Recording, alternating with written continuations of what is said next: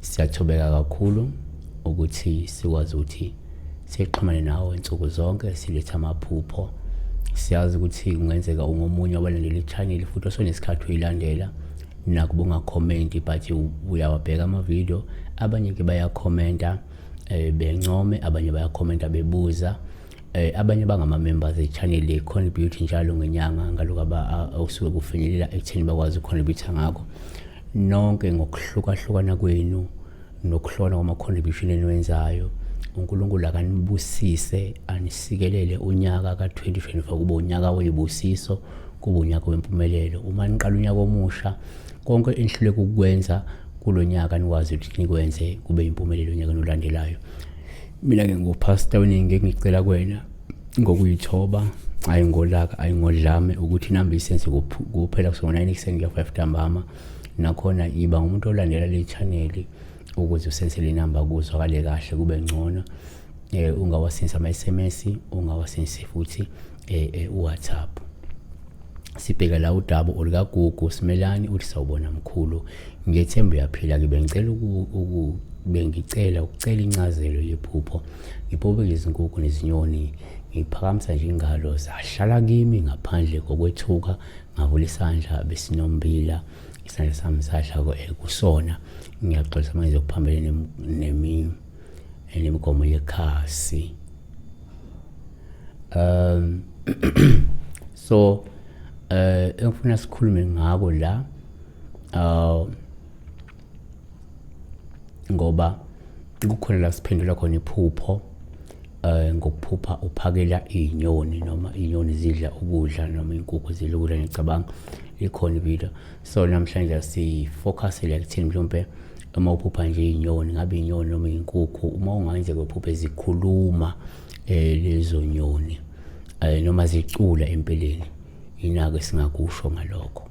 Number 1, ngokwesintu uma ngenzeka uphuphe inyoni sikuthele nje ngoPaul hluma zikhuluma noma ke zicula lezo nyoni, ngoba lokho kusho ukuthi kungenzeka idalo zakho kakhulu zingaba idlozi noma amadlozi lawo umlozi mhlawumbe azama ukuxhumana nawe uma ukuthi wena umuntu kamoya. Kusho ukuthi ngabe ukuthi kukhona imilayezo evela kuyidlozi lakho noma kumadlozi noma kwimimoya esuke kwembethe, kuyimimoya yabalozi noma idlozi leli labalozi noma idlozi lomlozi yabo. So yeke kuvele kakhulu ke kungakhomba lokuthi mhlawumbe kunalomlayezo ovele idalweni zakho ofanele ufinyelele kuwe noma ke ezizama ukundlulisa kuwena idalo zakho yabo. Number 2, ngokwejwayelekile ke uma uphupha la inyoni futhi sikuthatha nje ngoPaul uhluma zikhuluma noma ke icula inyoni, ngoba lokho kungaveza ukuthi kungenzeka ukukhona umlayezo uNkulunkulu awundlulisa kuwe ngomuntu onganakekile futhi odelelekile. Futhi le nto ingazama ukuzokuvuza ukuthi lindele ukuthi kunomlayezo uNkulunkulu angasawundlulise kuwe ngomuntu onganakekile, odelelekile noma ongahlonishwa yabo.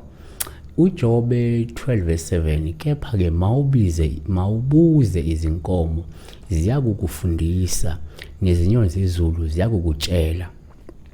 So number 3, asivale ukuthi kwesinye isikhathi kuyenzeka ngesathi uphupha ke inyoni kube uPaul uhle futhi uma ekhuluma noma ke icula nje, kuba lokho kungakubuye kukhombe ukuthi ke lindele ukuzwa umlayezo obalekile ozofika kuwe ngengelo sikaNkulunkulu kungekudala noma ke omunye ngathi mhlawumbe ngozofika ngani ngesidalo sakho. Kodwa ke thina sikuvela ukuthi mhlawumbe ngabe umlayezo ozovela kuphi kuNkulunkulu nje ngekudala. Amahubo 104 verse 12, izinyoni zezulu zakhile ngakuyo ke zizwakalisa izwi lazo phakathi ke kwamagatsha.